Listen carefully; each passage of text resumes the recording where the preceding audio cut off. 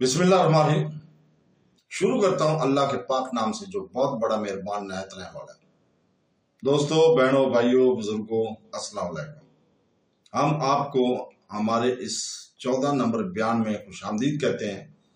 ہمارا مقصد قرآن پاک اور سنت رسول سے سیکھنا اور سکھانا، احکام کو سمجھنا، تاریخ پر غور کرنا اور الہی رہنمائی سے مسائل کا حل تلاش کرنا ہے۔ اللہ تعالیٰ ہمارے اس بیان کو مفید اور تمام دلوں کے لیے نور کا ذریعہ بنا دے۔ آج ہم بیان کریں گے کہ کیا دنیاوی بہانوں سے جہاز سے بچا جا سکتا ہے یا بچ سکتے ہیں۔ قرآن اور سنت واضح کرتے ہیں کہ دنیاوی بہانوں سے جہاز سے بچنا ایمان کی کمزوری اور بعض اوقات نفاق کی علامت ہے۔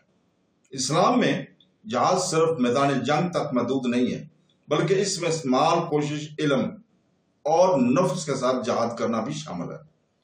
پھر بھی جب اپنے حالات پیدا ہو جائیں، ایسے حالات پیدا ہو جائیں کہ مسلمانوں کو اپنے عقیدے، برادری یا عدل و انصاف کو برقرار رکھنے کی ضرورت ہو، تو دنیاوی آسائش یا عذر کی خاطر اس فرض سے گریز کرنا اللہ تعالیٰ کی طرف سے قابل مذمت ہے۔ سورہ توبہ میں اللہ تعالیٰ ان لوگوں کو بے نقاب کرتا ہے جنہوں نے جھوٹے عذر پیش کیے جب رسول پاک صلی اللہ علیہ وسلم نے مومنین کو تبوک کی مشکل مہم کی تیاری کے لیے بلایا۔ اللہ تعالیٰ سورہ توبہ کی آیت نمبر 81 میں فرماتا ہے، جو لوگ پیچھے رہ گئے وہ رسول پاک صلی اللہ علیہ وسلم کے بعد گھر میں رہنے پر خوش ہوئے اور اللہ کی راہ میں اپنے مال اور جان سے جہاد کرنا ناپسند کیا، اور انہوں نے کہا کہ گرمی میں مت نکلو۔ کہہ دو کہ جہنم کی آگ گرمی میں زیادہ سمجھی جائے گی۔ اس آیت سے معلوم ہوتا ہے کہ جو لوگ دنیاوی مصائب مثلا گرمی یا تھکاوٹ کے خوف کی وجہ سے جہاز سے گریز کرتے ہیں، انہیں یاد دلایا گیا کہ وہ اگر غفلت میں پڑے رہے تو ان کے لیے ایک بڑا عذاب منتظر ہوا۔ اللہ تعالیٰ مومن کو مزید تنبیہ کرتا ہے کہ دنیا کی زندگی کی محبت کو سورہ توبہ کی آیت نمبر 38 میں اس کے حکم کو نظر انداز کرنے کا بہانہ نہ بننے دیں۔ اے ایمان والو، تمہیں کیا ہو گیا کہ جب تم سے کہا جاتا ہے کہ اللہ کی راہ میں نکلو تو تم زمین سے لپٹ جاتے ہو؟ لیکن کیا تم دنیا کی زندگی کے مقابلے میں دنیا کی زندگی سے مطمئن ہو؟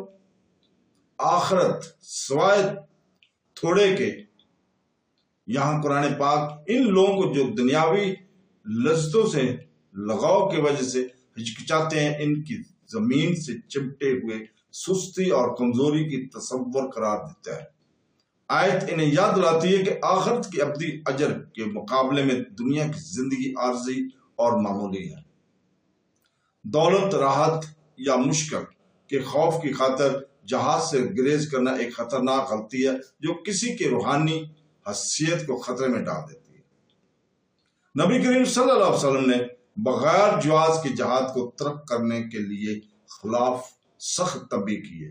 ابو داؤد حدیث نمبر 2502 میں فرمایا، جو اللہ کی راہ میں لڑنے سے باز آ جائے تو اللہ تعالیٰ اس کو ذلت سے ڈھانپ دے گا، اور جب تک وہ جہاد کی طرف واپس نہ آ جائے اس سے اس وقت تک سکون نہیں ملے گا۔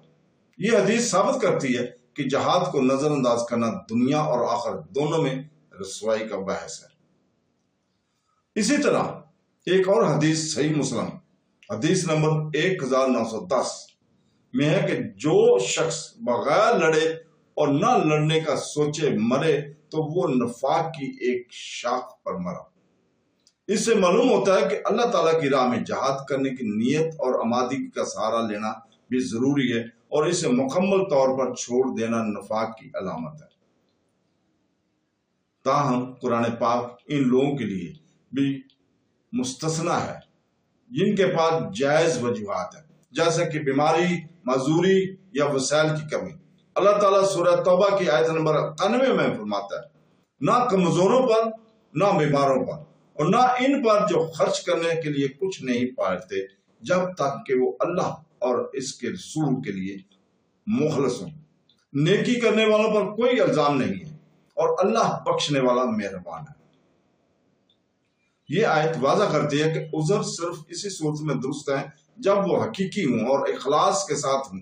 مثال کے طور پر نابینا، بیمار، بوڑھے یا وہ لوگ جو حقیقی طور پر مالی طور پر اپنی کفالت کرنے سے قاصر ہیں، لیکن جو لوگ قابلیت کے باوجود قربانی سے بچنے کے لیے بہانے کرتے ہیں وہ قابل مذمت ہے۔ اللہ تعالیٰ ان کے بارے میں سورہ توبہ کی آیت نمبر 46 میں فرماتا ہے، اگر وہ نکلنے کا ارادہ کرتے تو اس کے لیے تیاری کر لیتے، لیکن اللہ تعالیٰ نے ان کے بھیجے جانے کو ناپسند کیا، اس لیے انہیں روک دیا اور کہا گیا کہ بیٹھنے والوں کے ساتھ بیٹھو۔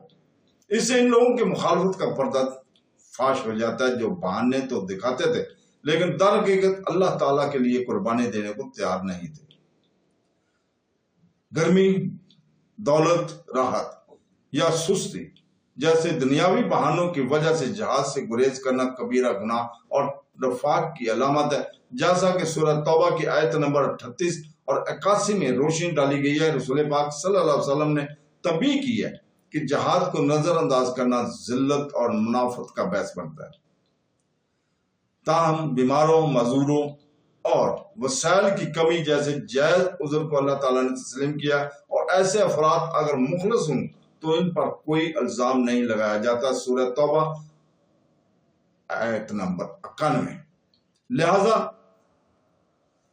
ایک مسلمان کو کبھی بھی دنیاوی رغبتوں کو اللہ تعالیٰ کی راہ میں جدوجہد کرنے سے روکنے کی اجازت نہیں دیتی اور نہ دینی چاہیے، کیونکہ سچا مومن اس دنیا کے عارضی آسائشوں پر ابدی آخرت کو ثابت کر دیتا ہے۔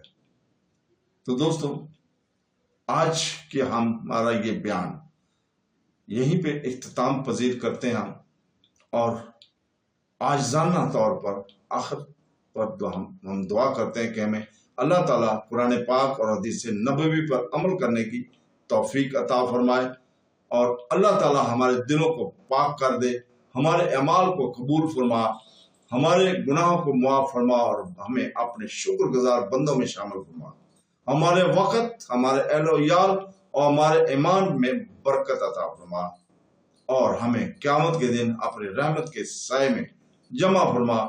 آمین ثم آمین۔ اللہ حافظ۔